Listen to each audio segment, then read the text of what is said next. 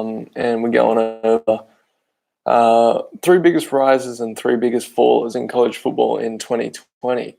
I know we're a little bit early, so I'll give people a little more time to come on. But we're just going to go through three rises, three fallers, and who's going to and some honorable mentions as well.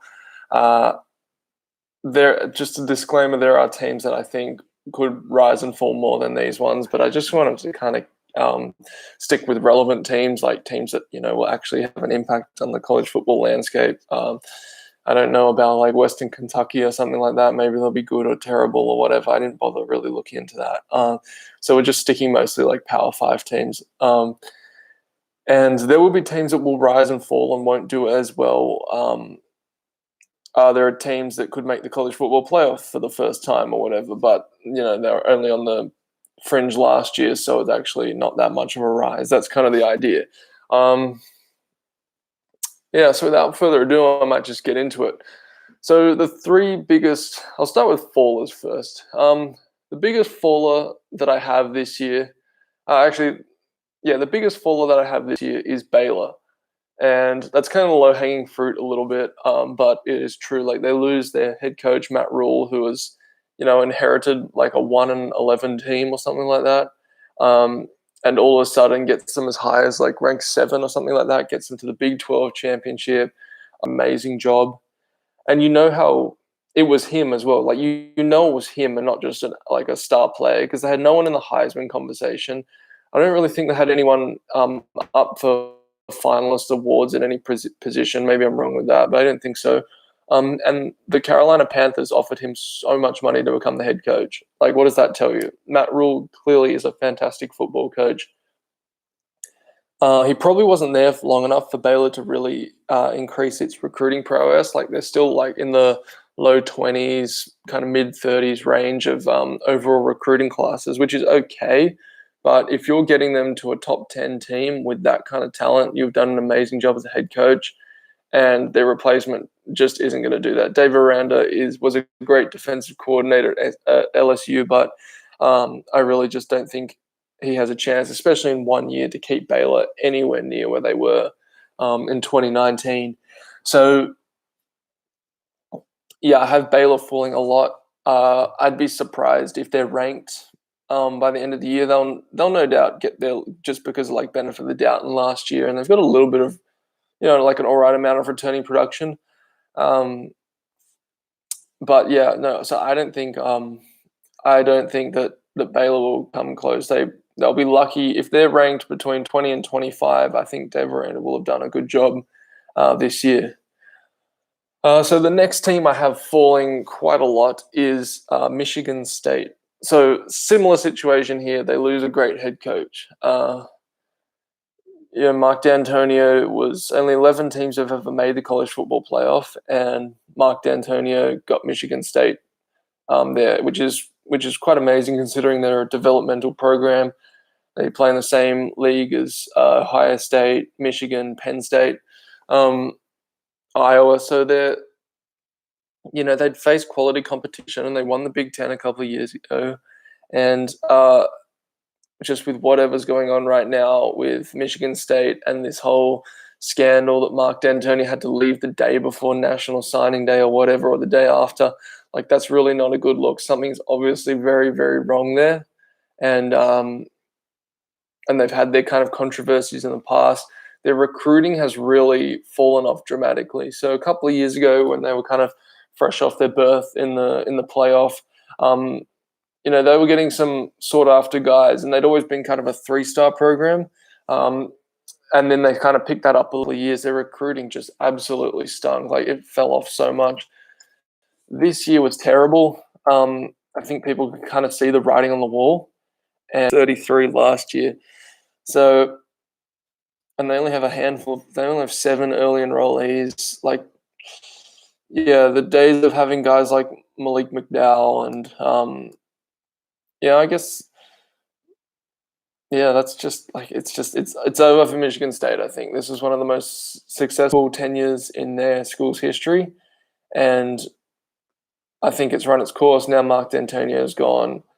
it was such a bad time for recruiting as well. I think this will be a terrible season with Michigan State. I reckon we're looking like a 4-8 kind of year. And then my last team, which I have falling a lot, which is a bit unfair because I think they'll still be very good, is obviously LSU. They just lose so much. They're a great team. They recruit amazingly. Coach O has proven to be a very good head coach, but they lose Joe Brady and Dave Aranda. So the defensive coordinator and the passing game coordinator was really like responsible for, I'd say, 80% of that offense's success. And then they lose Joe Burrow. We all know that. Rashad Lawrence, like, it's just, oh man, like you just can't replace all that in 1 year. And they could get back up to those levels of prowess again, and be a real national championship contender again. I just don't think it's going to happen next year. I think it's too soon. Too many new guys coming in, and it might take them a year to find their feet again. Miles Brennan is, I think, a quality quarterback. They've still got Jamar Chase. They've got guys like Derek Stingley still there, and John Emery and Tyron Davis-Price, who are going to be, I think, fantastic running backs in the future at LSU. But I just think for next year, it's just not going to be enough. We know they've recruited fantastically, but especially Joe Brady. Like, Joe Brady's the big one. When have you seen a coordinator come in and just do that much damage in one off season? He just revamps the offense, and it's the most insane thing you've ever seen. It breaks like every record in the book. You get a Heisman Trophy winning quarterback, you get the Blitnikoff winning wide receiver. You turn a 3-star running back into like 1,400 rush yards or something. You have a receiver with 20 touchdowns and a receiver with 18 touchdowns. Like, it's just insane. That guy was responsible. I don't think he gets the credit he deserves, and everyone talks about how great he is, and that's like, I know that. I still don't think he gets the credit he deserves. I think the Carolina Panthers, because they got him to go on Matt Rule's staff, absolute steal. That guy is a freak with what he did with that offense. That's unbelievable how he could change things so much in 1 year. And even if you're recruiting well, I think it just came together for LSU so perfectly. I don't know how they're going to come close to having a season like that again, at least in the next year or two. They'll still be good. They'll still be like a 10-2 team. I still think they have a shot to beat Alabama, especially now it's in Baton Rouge again. They'll be great. Like, LSU could win the SEC again. I just don't think they'll be able to, trounce Clemson like they did or whatever next season. So that's about it for us. It's actually quite hard to find teams I think are going to fall dramatically in college football. There were a lot of candidates for rising, but Tyler Short will be just fine. I'm going to call him Tyler because I don't really know how to pronounce that last name. He only had like 25 passes or something last year, but he was a fairly high-rated guy, and he's had 2 years. I think he's going to be a redshirt sophomore this year. So he's had 2 years to learn and develop under a great coaching staff. So I think he'll be just fine. Obviously, a lot of their O-line, all but 4 of them, except for Penny Sewell, I think, leave. But again, like, Oregon is somewhat of a developmental program, and they will have a lot of guys waiting in the wings for a few years who'll be able to come in and do the job just fine, I think. So much returning production. So much of the defense is back. Kayvon Thibodeau, the freshman phenomenon player, will be back again as a sophomore. He had a stupid amount of. He had like 9 tackles for loss, 4.5 Dustin Flo as like an inside linebacker duo. They got 5-star corners. They got so many guys in the secondary, linebackers and defensive line. I know the kind of cliche going around right now is that Mario Cristobal is kind of trying to build a SEC-looking team in the Pac-12, and I just think they will dominate everybody in the Pac-12. They've taken advantage of USC being down, getting some real quality recruits out of California. And Washington didn't really quite reach the heights they wanted to. I think Oregon will cruise through the Pac-12. It'll be like Clemson in the ACC. They won't get challenged. The big game of the season is Ohio State. So Ohio State is traveling to Eugene, Oregon, and that's going to be huge. That's going to be like the kind of Auburn Oregon game last year, or the Texas LSU game from last year, where it really that can kind of be the be all and end all of the season right there. And I definitely think Oregon has the capability to kind of get used to playing with his team, have the pressure of a game day environment, because you wouldn't want to throw like a first time starter in against Ohio State. And I don't think Ohio State's defense is going to be good. They lose a lot of guys like Marvin Harrison and, of course, Chase Young and Jeffrey Okudah. So you lose the best pass rusher and the best corner in the nation. And, I mean, those are the two most important positions on the defense. So you lose two absolute studs at those positions. I just think you can't be as good next time around. I know they always recruit well, but Ohio State's defense won't be quite as good. Oregon's returning its top two receivers. Pretty much all its running back production is coming back. So it just really comes down to the quarterback and offensive line. I think they'll be okay at offensive line. I think they'll have guys ready to plug and play and step up to the role. The quarterback, if he can just do the job to a reasonable extent and not make mistakes, and make plays when he's needed, I think that'll be enough to beat Ohio State.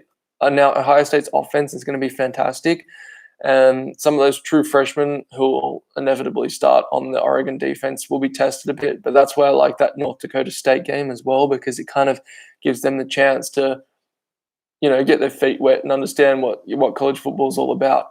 And I think they'll be ready for Ohio State. Obviously, no doubt, all offseason will just be endless Ohio State study, and they'll throw everything into that. And so I think Oregon has a legit chance to beat Ohio State in Eugene. And if they do that, then they got Hawaii the next week, Colorado the next week. Yeah, forget it. Those are 2 wins. They got Washington. Okay, potential trap game. Got to kind of make sure you're all right for that. Don't lose a game you should win. Then they got the bye. Cal, that's a win. Stanford, that's a win. At Arizona Wildcats, it's a win. USC, again, they've got guys like Keaton Slovis or maybe JT Daniels. Amon-Ra St. Brown is still there. So they've got quality players still, but they're just not the team they used to be. And they're playing at Oregon as well. Then they got Arizona State at Oregon, which is good because they beat them last year. So no doubt they'll be up and ready for that game, because that game was kind of potentially what left them out of the playoff, losing that game. Then they're at Washington State without Mike Leach. Not worried about them. And Oregon State's terrible. They'll be Pac-12 champions, almost no doubt in my mind. And if they beat Ohio State, I see no reason why they could go undefeated. Even if they lose to Ohio State, if they keep it close and then run the table, win the Pac-12, I think they'll probably end up making the playoff anyway, provided Ohio State, goes undefeated in the regular season as well. But yeah, beat Ohio State. It's pretty much no question they're ending up in the playoff. The next team I have is Texas A&M. So straight up, the record will be way better due to a much easier schedule. That's just, no Clemson this year, no Georgia. Is there anyone else they're not playing? Or maybe that's just it. They still have Alabama and LSU, of course, Auburn too. So the record's just going to be better, regardless. So they're automatically probably a 10-win team just off the schedule around him. They lose Courtney Davis and their other wide receiver, but they're replacing him with some seriously good young wide receivers like Damon Damas. He's a 5-star guy. He's probably could potentially already be the best receiver on that roster. So Kellen Mond, with all that kind of talent around him, I think their passing game should look quite good. Jimbo Fisher's often been known as the quarterback whisperer, and I think that's become a bit of a less relevant title as the game's gone more to spread, kind of more quarterback-friendly offenses, because he always kind of ran that pro style at Florida State, and he still runs quite a bit of that at Texas A&M now. There's a lot of I formation and stuff like that. Rated actually, he's very elusive, and he's got a bit of long speed as well. So I think Mon should be able to run a bit more, especially with their running back position isn't all that strong. Like they have Isaiah Spiller, the 4-star true freshman who started like pretty much all season last year. And he was like the only running back scholarship athlete on the roster. So it'll be good if Mon can if him and Mon kind of work together in the option game quite a lot. I saw them, they ran the options and stuff quite well against Oklahoma State in their bowl game. And like we saw Mon had a real long touchdown in that game. Potentially take their offense to the next level in 2020. And another thing as well, Jimbo Fisher has recruited so well. He was number 4th ranked recruiting class in 2019, number 6 in 2020. So he had a lot of freshmen starting. So you look at their secondary, they had guys, they had true freshmen starting in the secondary at safety and cornerback. So I think Jalen Jones, the 5-star safety / corner, not really sure which one he's going to play. It's there Damani Richardson, who was all SEC freshman. He will be fantastic. Kenyon Green, is that the no? Aggies offensive line. Sorry, I'm just reading a Saturday Down South article. Full disclosure, just got a bit lost there. Yeah, the offensive line should be okay. There's some returning starters, and they've recruited well in that position as well. So I see no reason why A&M will be like any worse at all. Who am I looking for? Yeah, it was Kenyon Green. It was the 5-star freshman, and he played a bit last year. DeMarvin Leal, 5-star defensive tackle, who played in the rotation last year, and now at 52, gone to the NFL. I think he'll get even more. Options on the defensive line. Defensive tackle Jaden Peavy. Again, like A&M as kind of for the last few years had a fantastic defensive front, which if you've watched my videos before, I love to talk about how they kind of sell out so much against the run and really leave their DBs in one-on-one coverage or is effective at stopping the run. They did have quite a lot of success at stopping the run last year. But it's just going to be, I think it's great that guys like Damani Richardson now have guys like Jalen Jones as well to cover back there, because they need great DBs to match Georgia. Was because Georgia was such a run-heavy team without much of a passing game, and the final score in that game was like 16-13 or something. So yeah, I think A&M has recruited really well, especially with regarding the style they play. So I think A&M will be a good team in 2020. With those players in the secondary with that extra year of experience, Jalen Jones coming in, Damas, however you say his last name, I think he'll be an impact player straight away, a receiver.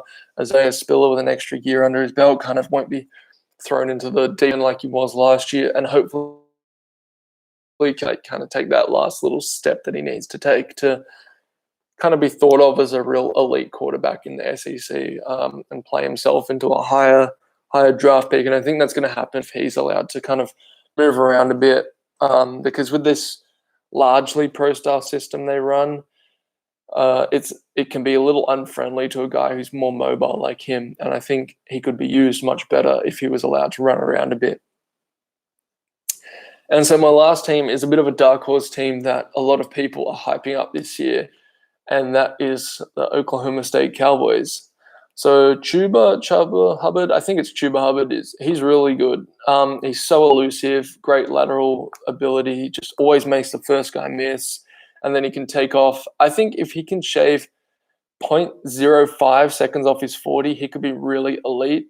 Right now, like watching film on him, he looks kind of like a 4.55 kind of guy, and I might be right off there. Like, I don't know, but that's kind of fast, but really not elite speed. Down the track, maybe he's deceptively fast. Like he's one of those guys with longer strides or whatever who kind of looks slower than they really are. But I think if he could get down to a 4.5 or even just below the 4.5s, I think, because he looked to me, I didn't watch tons of Oklahoma State football last year, but I remember watching their bowl game against A&M, and he just looked like he was kind of almost there with speed. Like he's just that little bit faster. That could really be the difference in turning him into like an absolute freak, like a Jonathan Taylor type guy. I think they'll have a better QB situation this year. I mean, they had a bit of quarterback rotation last year, and the senior that started in the bowl game, I know they went kind of back and forth a bit. Was just like he just threw one of the ugliest deep balls. And so like I think he has potential. He's probably like a bit mistake prone. And like the job's obviously his this year in a fairly QB friendly offense.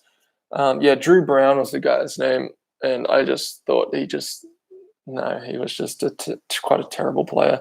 I mean, Spencer Sanders threw 11 interceptions in 147 attempts, which isn't great. And I guess that's why Drew Brown probably got the job, because he at least protected the ball.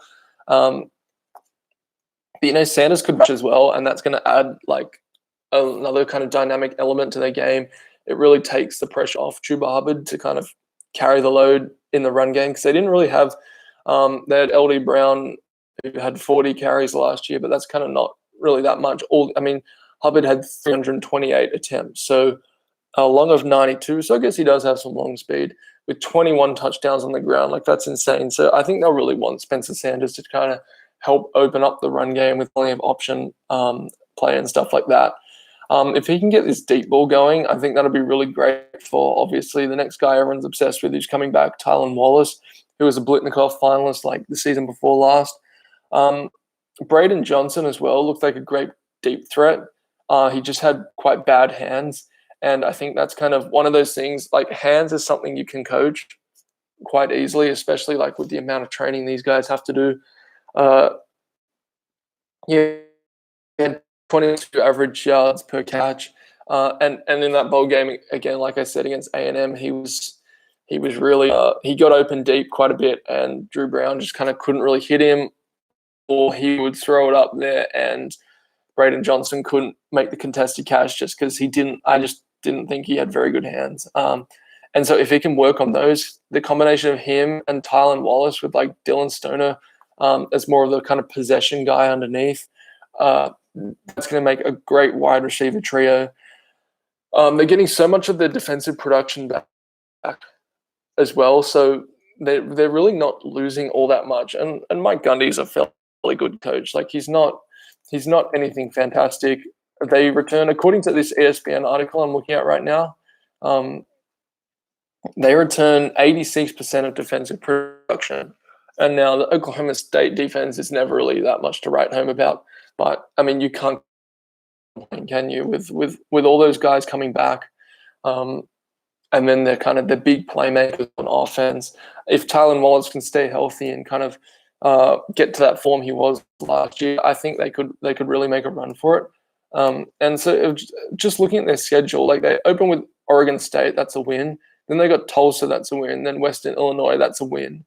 They're starting off 3-0, then they got a bye. They go to TCU in Fort Worth, Texas, so that could potentially be a trap. They got kind of two potential trap games in a row here with TCU and then Iowa State, but I think they'll be all right being at home.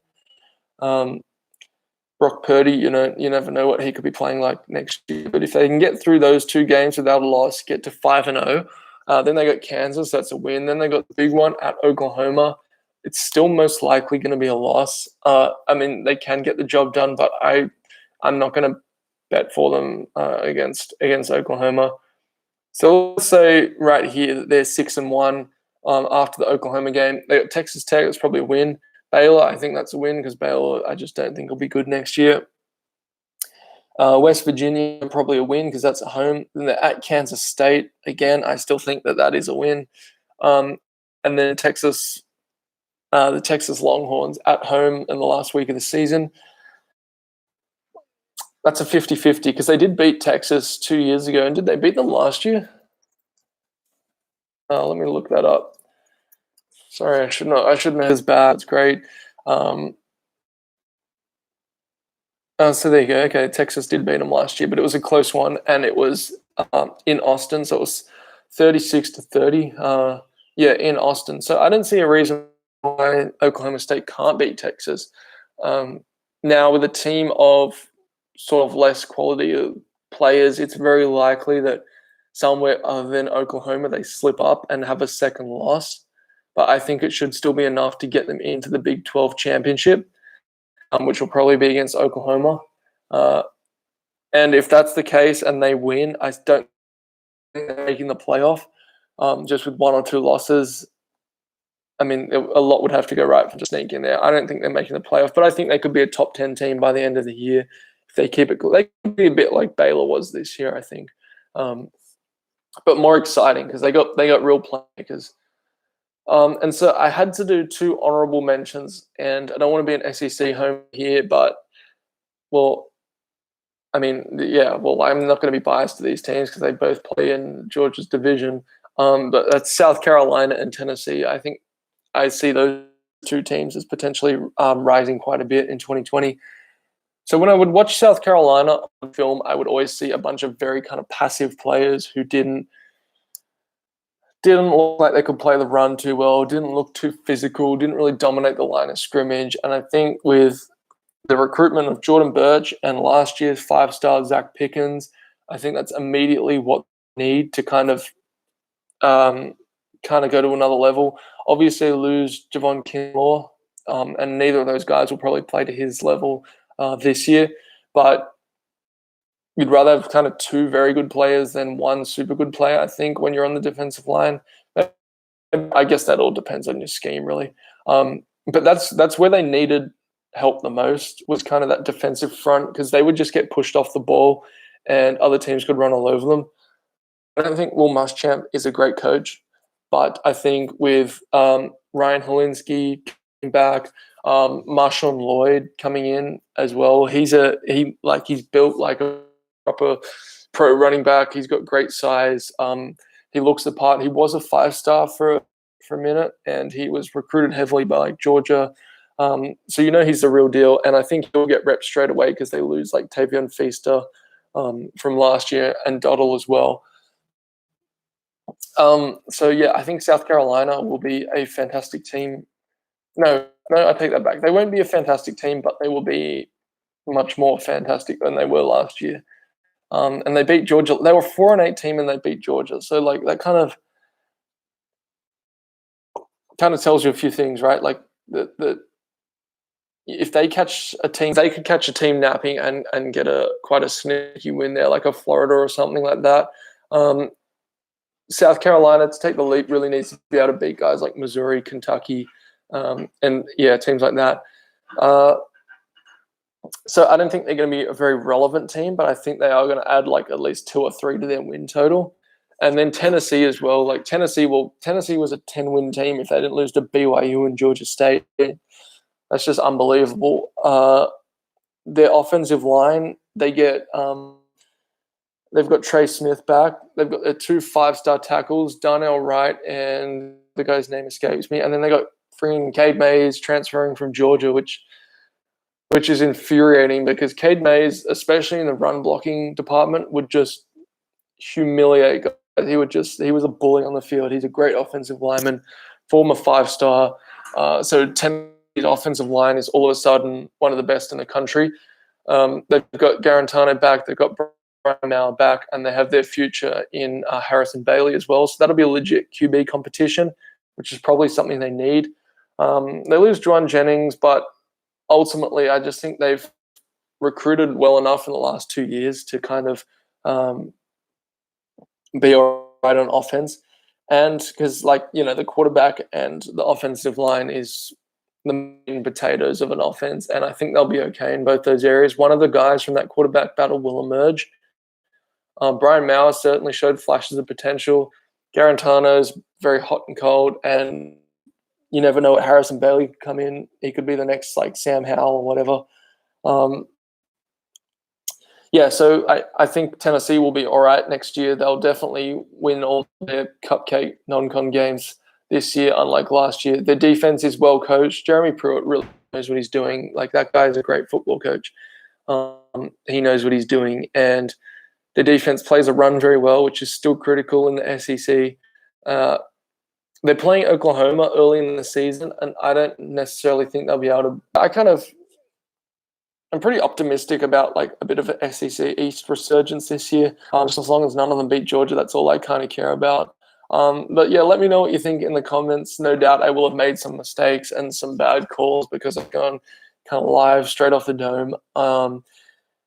yeah, I'll try to do these live streams more often until I get some more space and I can start making like proper videos again. But I hope you enjoyed. Next live stream, we're probably going to do dark horse teams, and that could likely be same time next week. I'll keep you updated with that.